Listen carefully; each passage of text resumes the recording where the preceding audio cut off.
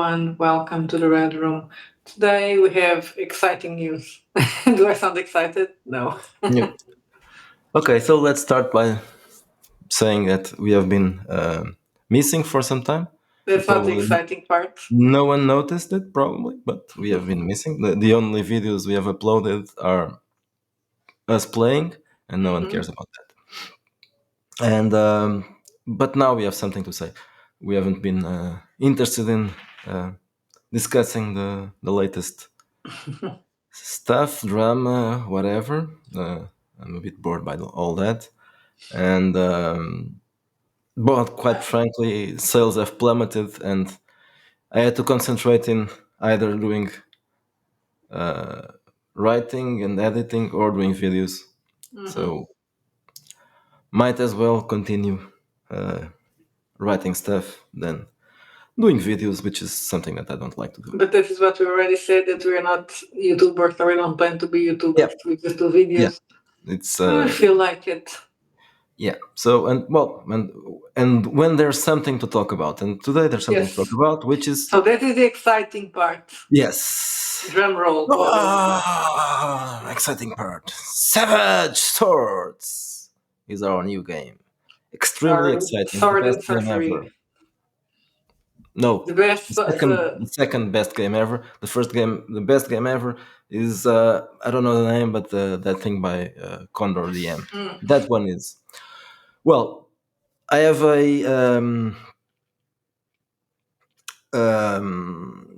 something best to say about it because it's cheaper. So, but I don't know. I think it costs $30. Of course, in that case, you are buying to greatness. In this case, you aren't. But at least you spare some change. So, by the way, if you haven't it got has more pages. I don't know. I'm just guessing. oh, I yes, guess. lots of pages, but it's not properly. Our book has more pages. If I you would say. I would It think was. so. I don't think so, but because Okay. this game is not properly laid out, so it's just Okay. a bunch of pages. I think probably written in Word. So if it was properly laid out, it would be smaller than our book. But you can't buy into greatness by buying Savage Swords. What can who you cares buy? about layouts? You can buy. Yeah, he's a visionary. He doesn't need to lay out the book. We are visionaries. We are just common people, and our game is just a common sword and sorcery game. It's not Shadow Dark either, so it's just a lousy piece of crap, which you can buy by. I was going to say that, and then I forgot. Which you can buy with a 50% discount if you have purchased Wretched Bastard Second Edition. Check your email box. You may have. I'm not going to say the code here because I have a promo code. Yes. everybody could use it. But yeah, there's a promo code, so you can check your mailbox if you purchased at our store. If you didn't, you can contact me or her if you want to, and they'll give you the code. Okay, so I'm not going to say anything else before I share the thing with you. The exciting thing. It's better to show the exciting thing or the not exciting thing. Okay, so oh, rubbish.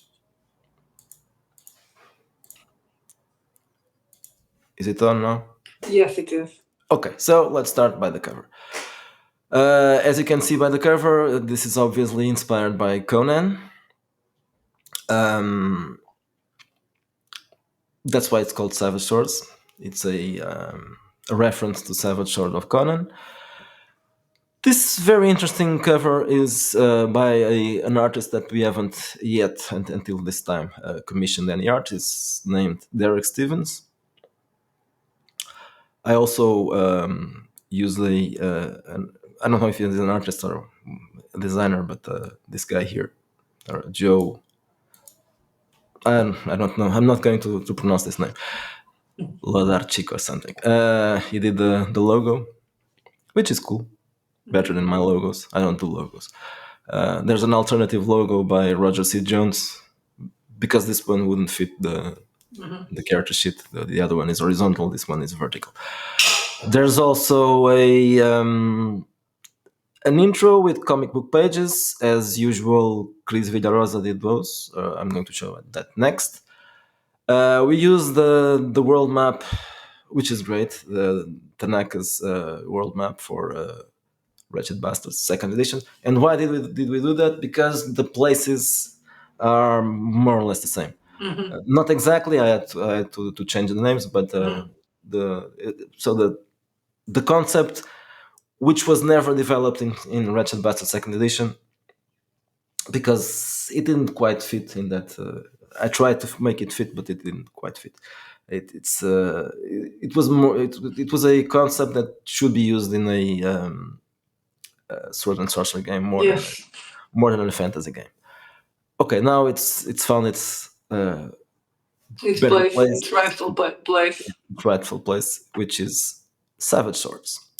Okay, so you can see here we have around 620 pages. Two more because the character sheet is more than that.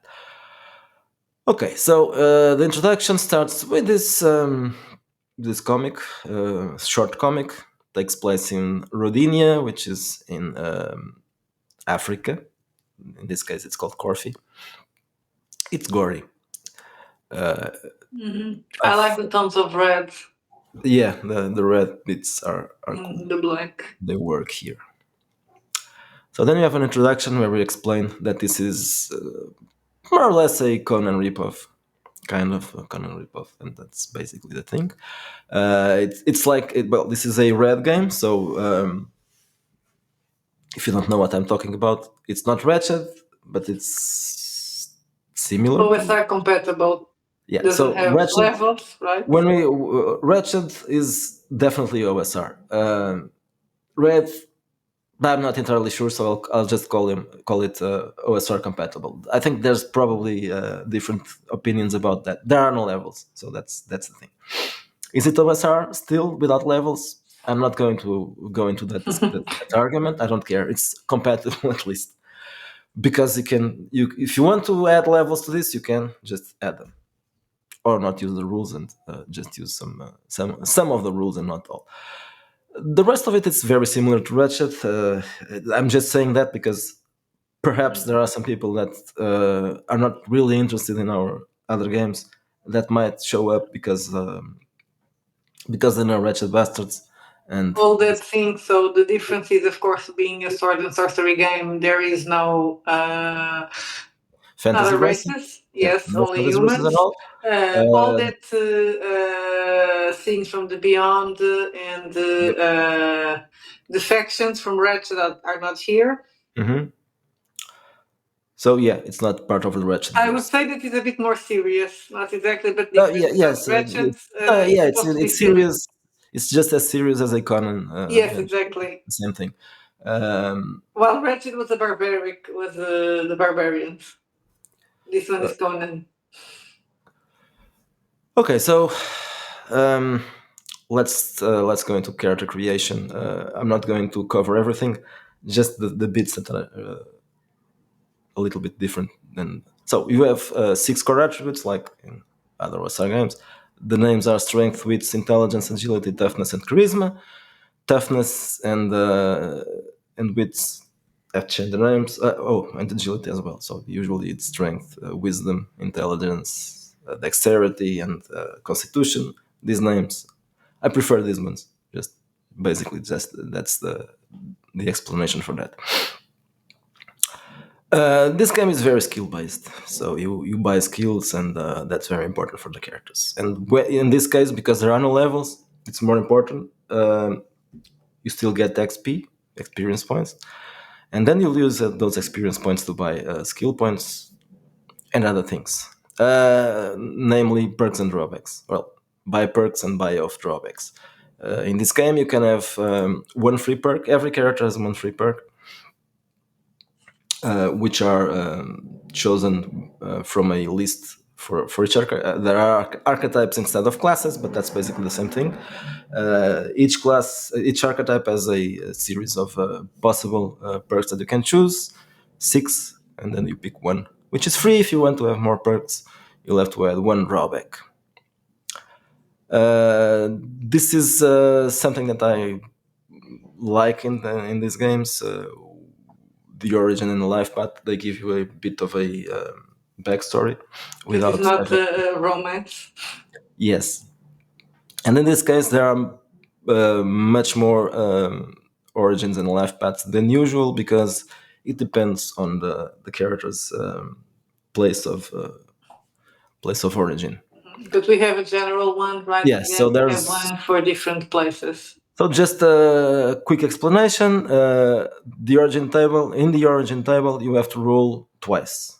First, you roll either 1d4 or 1d6. It depends on your game master. If you roll 1d6, you can be royalty or aristocracy. If you just roll 1d4, you will be more likely a commoner. Well, almost certainly a commoner. And then you roll another d6 to know what you did before, or what your family did before, or what your family still does, and you don't do anymore because now you'll be an adventurer until you get an arrow to the knee. Okay, so we have a general. You can use this for kind of any kind of character, but then you probably have to replace some things here because it's generic. Then there are origin tables for several kingdoms. Not all of them, because there are plenty of them. But you have. I chose the ones that I think that are the most relevant for the setting. So you have Albion, which is equivalent to England.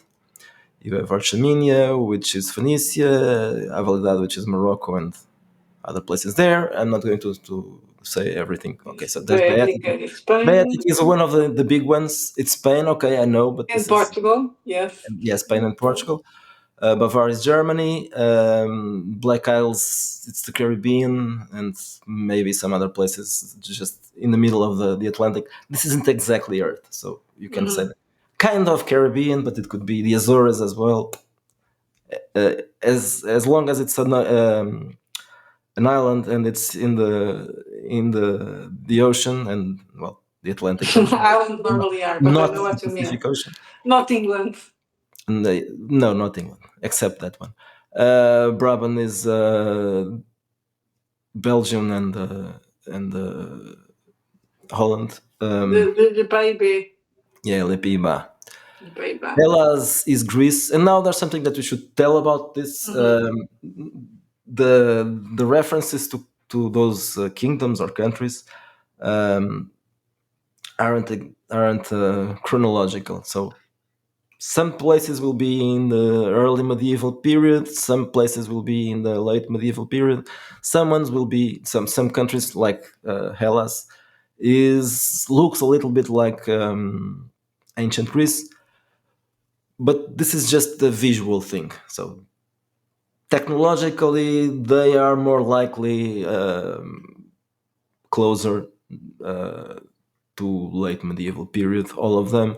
But visually, so the guys in Hellas will dress like ancient Greeks, and the architecture will be like ancient Greece. But then the tech level will be similar to other European countries. Not in Corfu, which is Africa. In Corfu, you'll probably find some places where the tech level is a little bit less advanced. But in Europe, which has no name here, it's the Western lands, just Western lands. Okay, then you'll have other countries, which I'm not going to. Well, I'm going to talk Yeah, about oh, will take a these two. long time. Valorian is I think it's France, yeah, it's but that's it's not not what what you wanted to I'm say. sure Where it's the it's, name it's came France. from. Yes. I was going to say that I think it's probably the most important place in this setting. You'll know why in a bit. Vitulia is the Roman Empire in decline, and the life path events are several tables, also divided by different places, where you rule after the origin, and this is an event that happened in your character's past, and gives you some stuff. It could be a perk, it could be a skill, it could be a perk, a skill, or it could be a And perk, a in, skill, in this and case, drawback. Live party events are not for each country because that would make them too many. It's with the regions. So it's the Western Lands, the Eastern Lands, Corfu, and the Black Isles because well the Black Isles are separated because it's a pirate land. Okay, now archetypes. This time because there are more archetypes than usual, I decided to cover examples so you could find here not just for archetypes but as examples of characters that you can find in this world. So I divided it in several different sub chapters. It starts with warriors and soldiers, and the names are probably easy to understand what they are. So we have a bannerless Ronin, a barbarian warrior, a beast hunter, a border sentinel, a demon slayer, etc., etc. So you can see I've done a lot of them, and but this doesn't cover everything. They are examples. So then we have rogues and charlatans, rogues and outlaws, where you'll find bandits and pirates and gamblers and smugglers and all those kinds of characters. And then you have nobles and politicians, which I guess it could be used in this game because even for player characters, I guess you can do a diplomatic or a more social kind of Yes, it depends also of the type of campaign that you yeah want to or run game. or Even if game exactly. it's just one shot, you can do a thing about backstabbing and all that. It's fun. I like it. Okay, probably scholars and artisans, you're not going to do a lot of those, but I included the alchemist here, and the alchemist is probably an important character. I would play an alchemist. I think it's fun. Uh, it's funner than a magician for me, but that's my opinion. And then there are also the more esoteric kind of and boobs, of course. The more esoteric characters. Obviously, there's also an alchemist here because slightly different type of alchemist. Okay, so and sorcerers, of course. There are different types of sorcery. I'll get there in a while. Okay, I'm not going to talk about the skills because this is the usual, and so you have it's the usual, Less but skills than Ratchet for those that.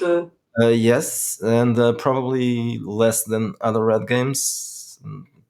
I'm not sure. Yeah, if compared with those that are more realistic, like Twilight of Empires, this one has less skills. So, for example, stealth and streetwise are covering more, and sailing as well, more things in this, than the previous ones because I had some stuff like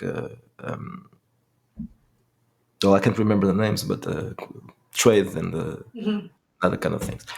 Okay, so these are the perks and drawbacks. They are very similar to the ones in Twilight of Empires.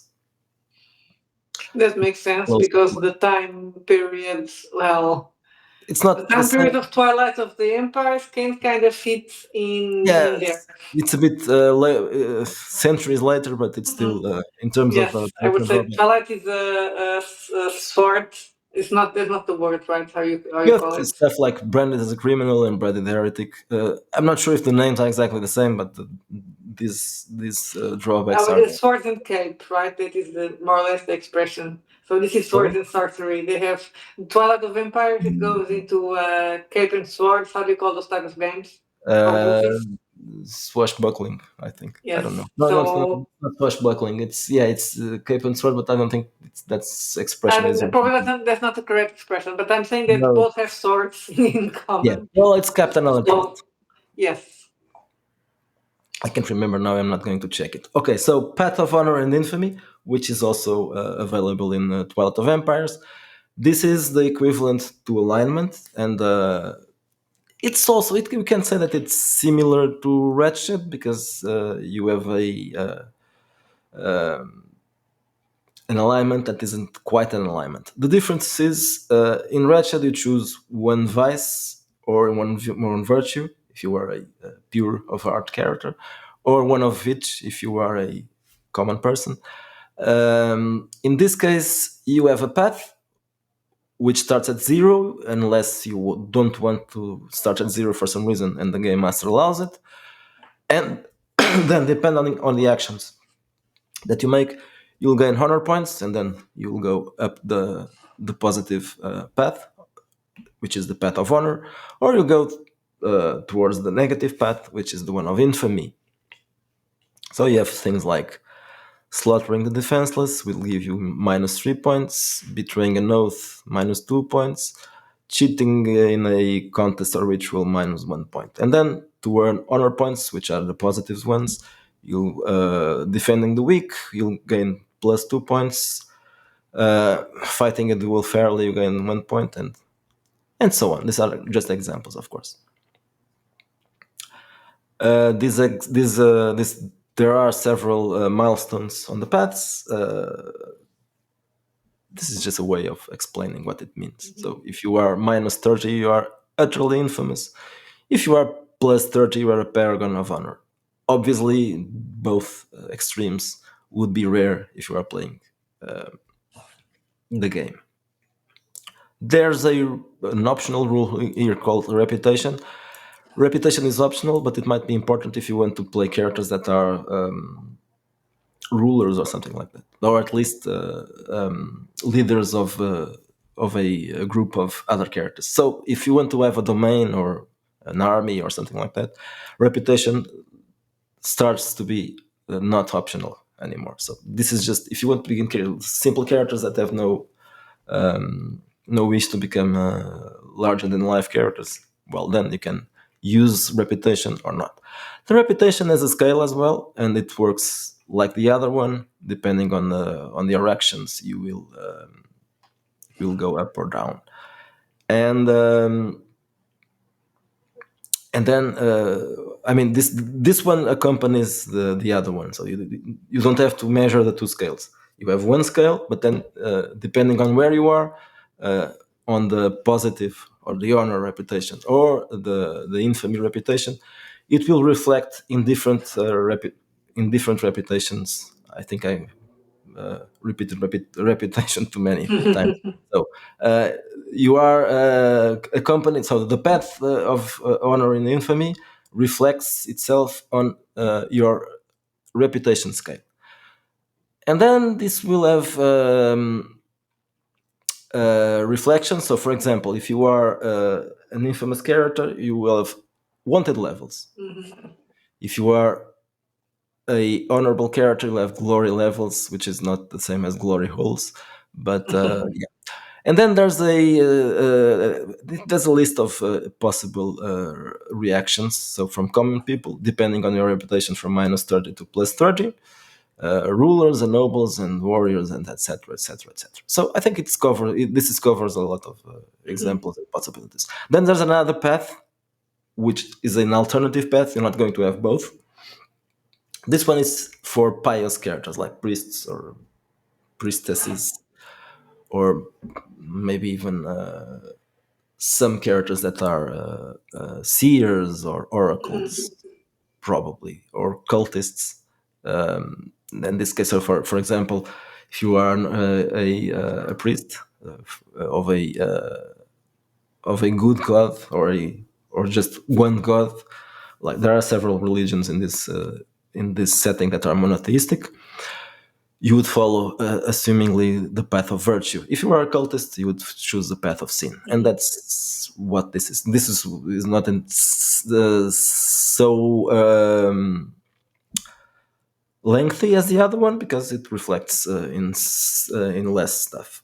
Okay, the acquisition rules remain the same as in other red games. Instead of using money, you roll a difficulty. You'll roll against the difficulty. You have a series of modifiers to your D20, which are based on your character's origin, on your character's perks, depending, or drawbacks. Some of them can add some points or subtract points. And then you buy equipment. So every piece of equipment has a target number, which is usually called DC in OSR games. And that's how you have here a list of weapons. There's a wear and tear optional rules for Makes sense in this type of game. yeah. This was already used in Ratchet. It's basically the same thing as in Ratchet. I just use the same rule. I included here as well, which I don't think I included in other games in red. I'm not sure if I did in some of them. I don't think so. The different damage types. I think it's also important for this kind of game. This is typical stuff: bludgeoning, fire, piercing, stabbing, etc. So experience. I already mentioned this kind of. If you have read or played other red games like Twilight of Empires or Uncharted Seas, Shattered Seas or End of Innocence, you Gothic, Darker. you will notice that in this one it's easier to improve your character. Obviously, you have to have some advantage because this is a game for heroics and combat.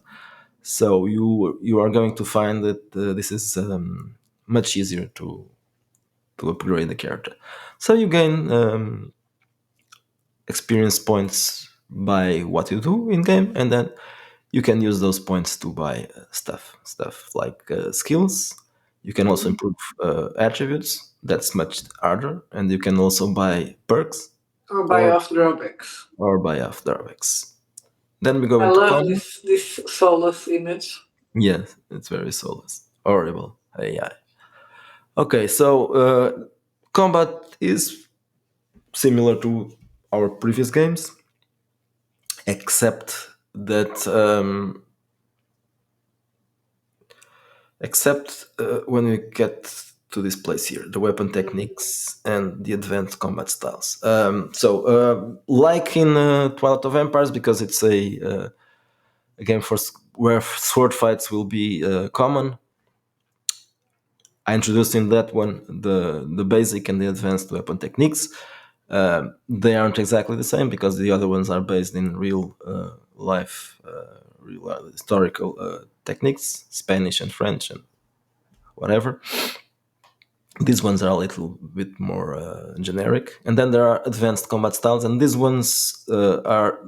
It depends on what type of character you are playing. An assassin, a barbarian, a knight, and other different types of. And each one of these has some different strikes or assaults or blows or the different names.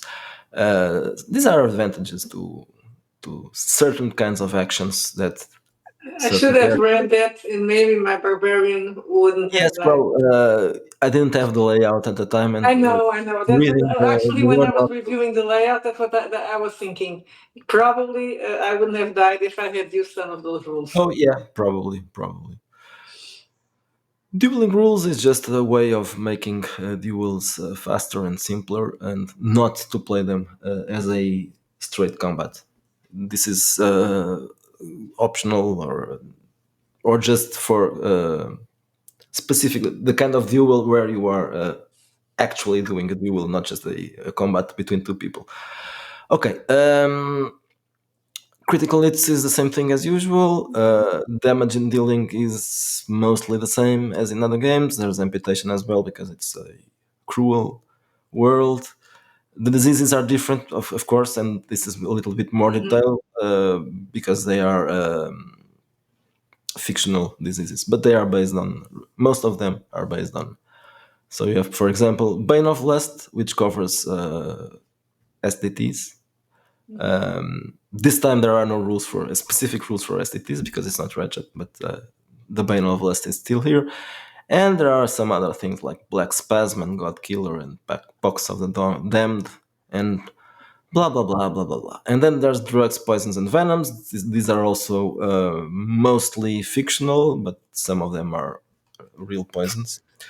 There's a chapter on naval combat, simple one. It's a simplified version of what we have in Twilight of Empires and Uncharted Seas. Yeah, it's the same. So you have mass combat as well. Mass combat is inspired in the one in Ratchet. It's just adapted to Red, which is slightly different. Domain rules are also adapted from Ratchet. So this measures stuff like settlement growth, migrations and births, and the production of stuff. Okay, you can buy, you can build your settlement or your city, and use these tables to check how much it will cost, or not exactly cost because you don't use the money, but what will be your target number for acquisition, and then how many times you'll have to roll for it during the time it takes to build. Okay, and there are some random tables to roll on there. So there's Fear and Madness next. Fear and Madness is ever present, and it's mostly the same thing. You gain fear points when they get to a level which is called the panic threshold. You'll have to roll on a panic table, and you'll go insane. Insanity in this case is not as detailed as in other games because it's a fantasy game, not a sub style of fantasy. Carousing came back from outer space. We haven't used carousing lately. Carousing is something that fits in this place here, and you have several tables for carousing, regional and the general one as well. Then magic. Okay, so there are different types of magic. There's holy magic. If you are playing a priest, there's sorcery, which has two options. You can be a necromancer or an eldritch sorcerer, or actually there's three options. There's also the shaman. It's not mentioned here because it's a different kind of thing. Okay, so there's one important thing about magic. It has always costs. It's always perilous. It's not even holy magic will have some dangers. In the case of holy magic, is not as dangerous as the other ones, but you will have. If you fail it, you might be. You will have limits or even total impossibility of use it for some time. So you have different types of miracles. Of course, your character does not do miracles. Whatever god is worshipping will do the miracles, but your character will be channeling that power.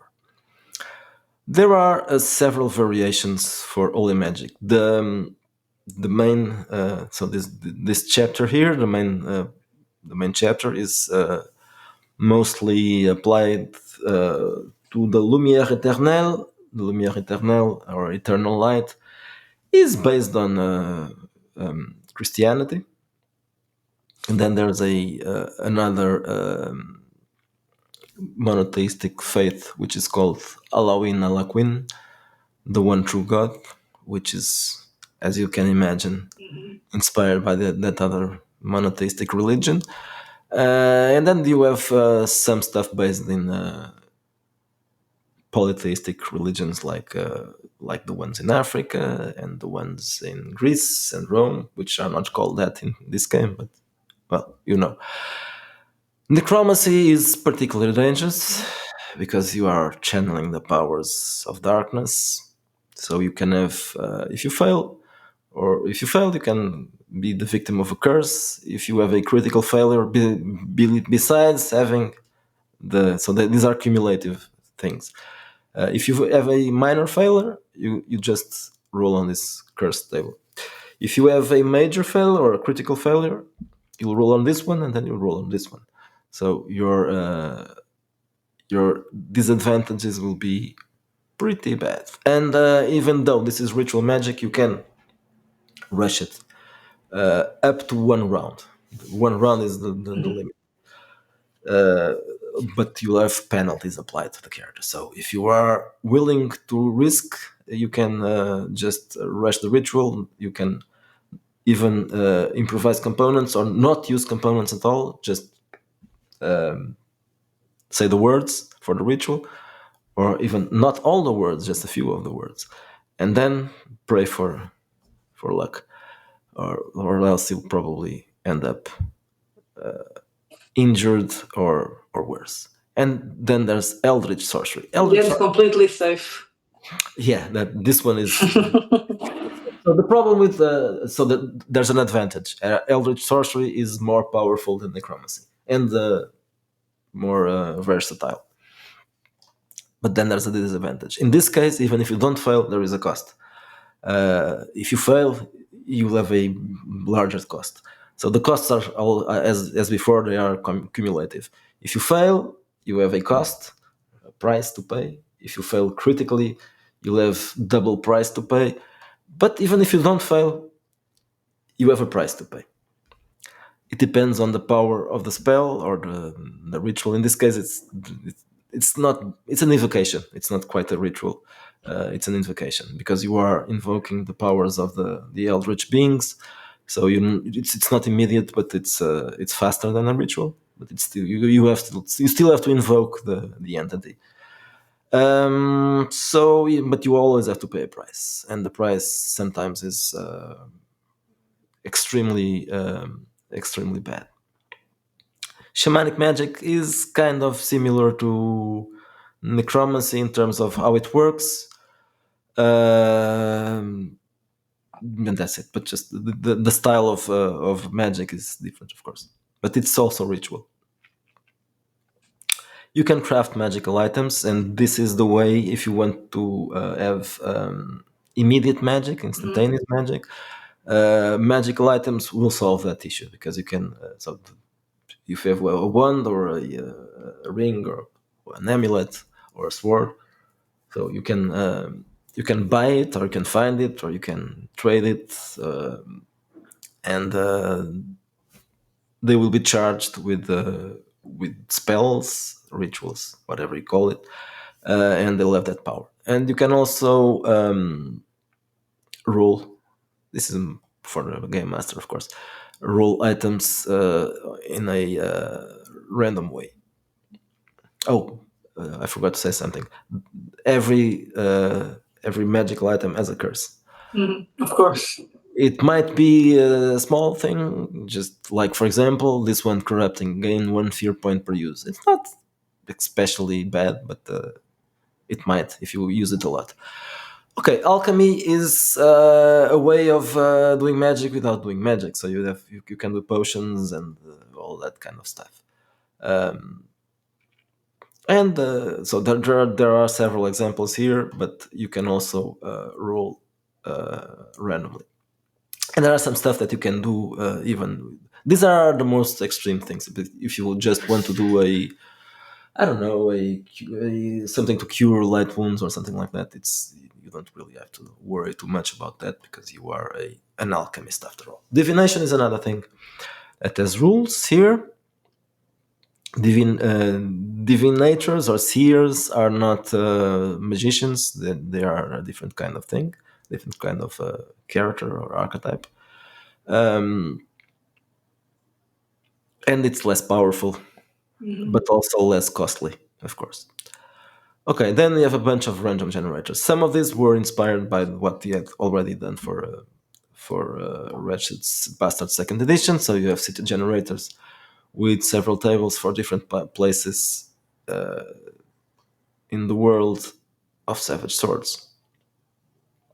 Okay, I'm not going to talk about this because then we have other types of after the cities you have different ancient structures. This is for your temples and ruins and all those kinds of things that will appear in a sword and sorcery. So you have Lost Tomb, Labyrinth and Ruins, and Sunken Crypt. And then we have an adventure generator, which is structured the same way as our previous generators, but I think this one is a little bit larger.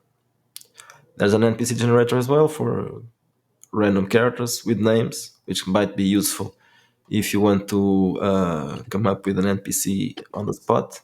You have names for all. This was already in Wretched Bastards, so I just use the same thing. And there's a series of random encounter tables divided by places. Not just generic random encounters, but random encounters for different kinds of places. So you have caravan trails and trade routes, and then you have secondary secondary roads and well-trodden roads, and then cities and deserts and and jungles, and so on. So a bunch of random encounter tables. They are D100, so there are much more options. And the real dangerous ones and most rare are in the end, which are normally supernatural. The other ones are just encounters with animals or characters. Now we get into the adversaries list. This is the bestiary. It starts with human adversaries. You'll find most of the archetypes here Mhm. used as stated, basically stated archetypes. And then there are also animals, and finally supernatural and paranormal creatures. And here you'll find some. You'll find that the actual sword and sorcery style will be found more in Mhm. this part here than before. So you have ape man and I lizard think man. it man is problematic. Yes, probably, and some original creatures. But most of these are based in real stuff like golems. The glurb is an original one. So you have the typical ones and the serpent man of Mizraim. Serpent men are obviously the kind of creature that you expect to find in a sword and sorcery game, and especially if it's inspired by Conan. And there are also giant snakes. You don't want to find the serpent man of Mizraim. I don't know if that was the one that we found now in the desert. It was they were serpent men, but not Yeah, of the not Mizraim. of Mizraim. Yes. Yeah, those were not from there. Okay, and then on page 400, that's nice. It starts on a Mhm. round number. On page 400 starts the world of boobs. I forgot to mention boobs. The world of savage swords. Okay, so from here on, you'll have descriptions. There's a handy table here to explain which of the places are. After this, it's not just fluff because there's plenty of plot hooks here Mhm. and ideas. But so you have here plot hooks for most places.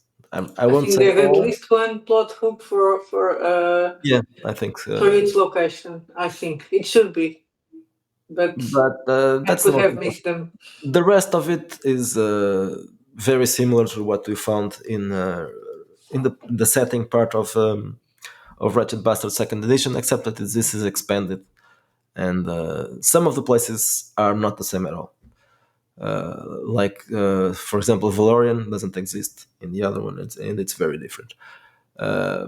Some of them are very similar, like Vetulia.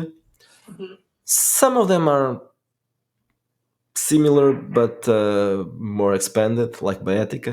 Baetica, I'll just explain this. Baetica is particularly expanded in this case because I have done Twilight of Empires recently, and so that's the only reason. It doesn't mean that Baetica is Mhm. one of them. It doesn't mean that necessarily it's one of the major powers, though it can be because so it's late medieval, almost Renaissance. Eventually, if we are following the chronology, these guys will be the ones expanding the world Mhm. and finding the new world. So they can become extremely important, at least for a while. Other than this, Vitulia is also very developed, and Bavar and Rus. Uh, Albi was also a little bit developed, I think. Yes, yes, yes. At least the city, the main city. Vitulia is also large. And then, by the way, there's a mention here: the Lost Continent is not Lost Continent is in the New World. It's not by order, but this wasn't a mistake. The only people almost the only people that know about the New World are the guys in the Black Isles, the pirates, because they are near that. So it's included in the description of the Black Isles. It's not thoroughly described. It's just a little bit of information, but because this is meant to be that that really, really mysterious place, exotic place that can be whatever you want, because it doesn't have to be filled with Native Americans. It can be something else if you want. Probably more dangerous.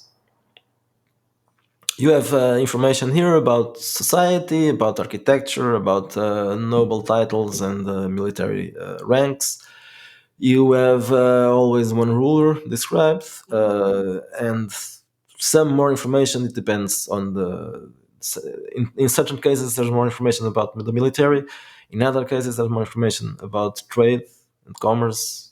It depends on the realms you are talking about. And this is most of the book from now, except there's also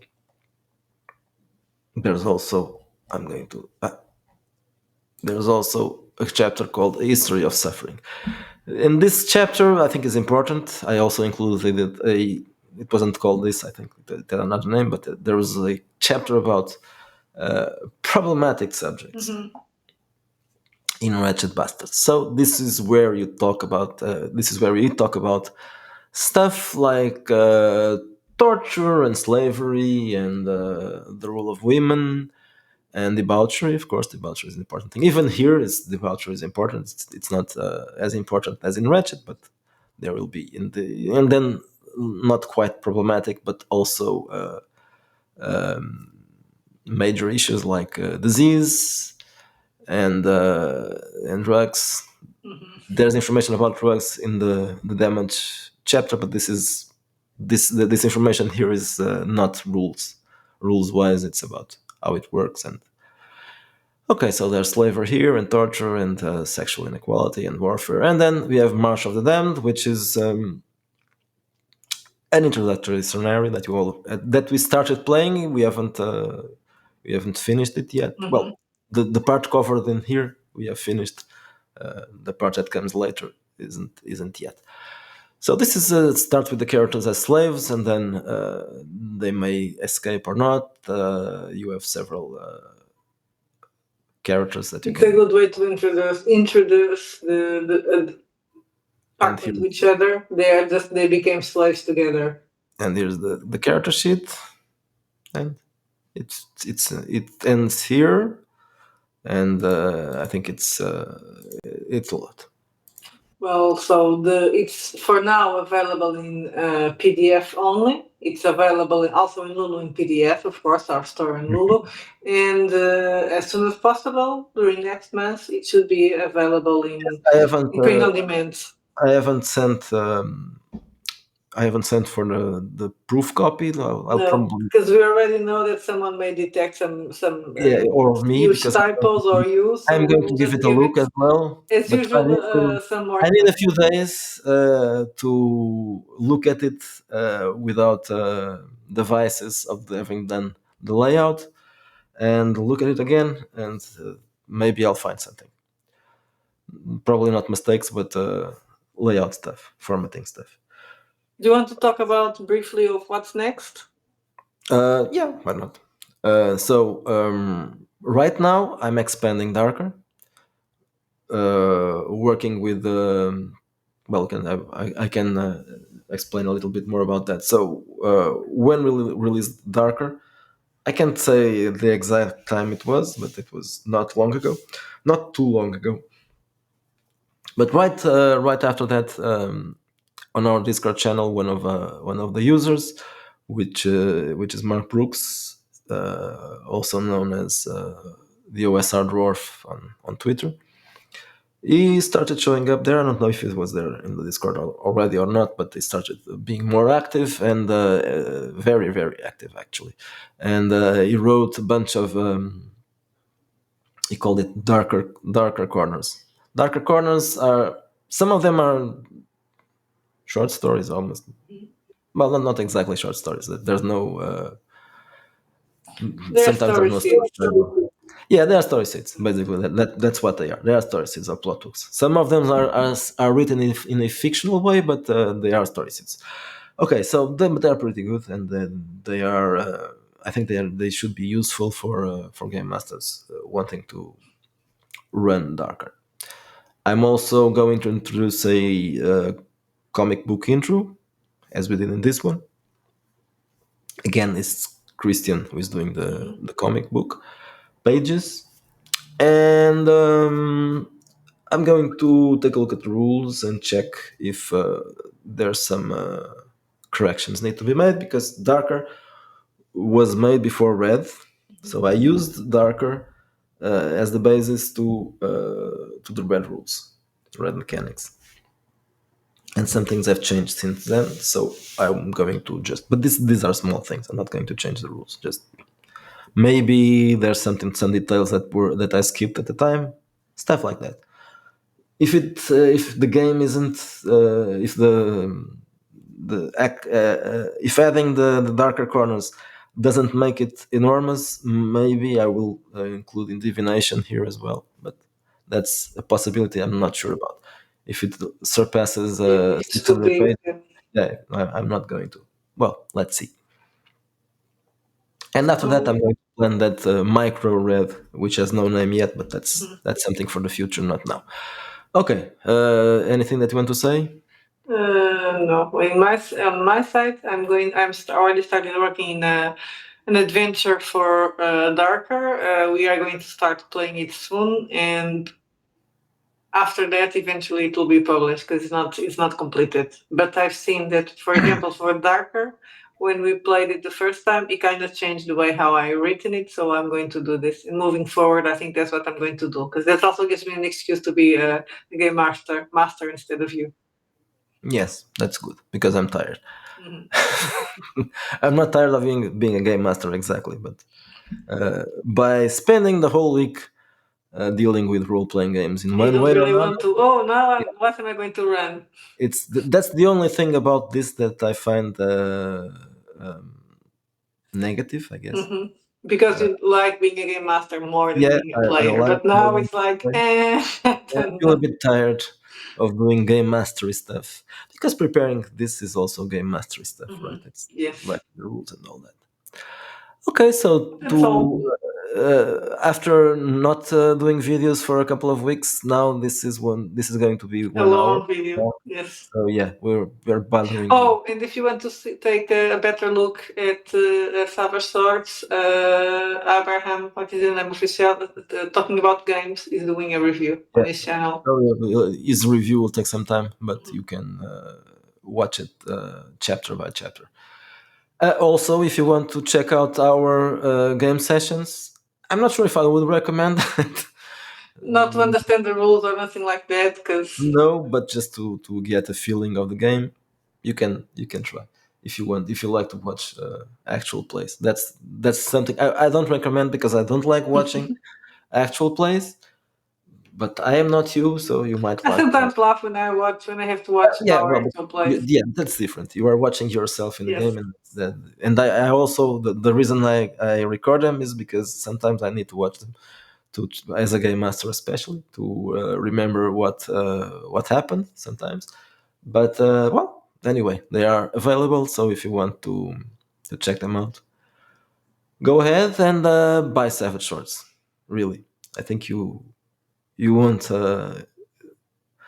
you won't curse us for making this suggestion. I think this one is probably one of our most interesting role playing games. Not from my point of view, but from the general point of view of role playing games, because most people like fantasy, and sword and sorcery is my kind of fantasy. So maybe it's not my favorite. Definitely, my favorite is New Flesh, but this one is possibly the one you can share around and get some interest from people. So share the video around, share the links around. Maybe we'll find some new people. And I think that's That's enough all. today. Almost 1 hour Thank you now. for watching the whole hour. If you were able Yeah, to or endure it, skipping congrats. to the end. If you skip to the end, you probably didn't miss much. Uh, but you are right on time to say goodbye. So bye bye and have a Bye nice week. bye.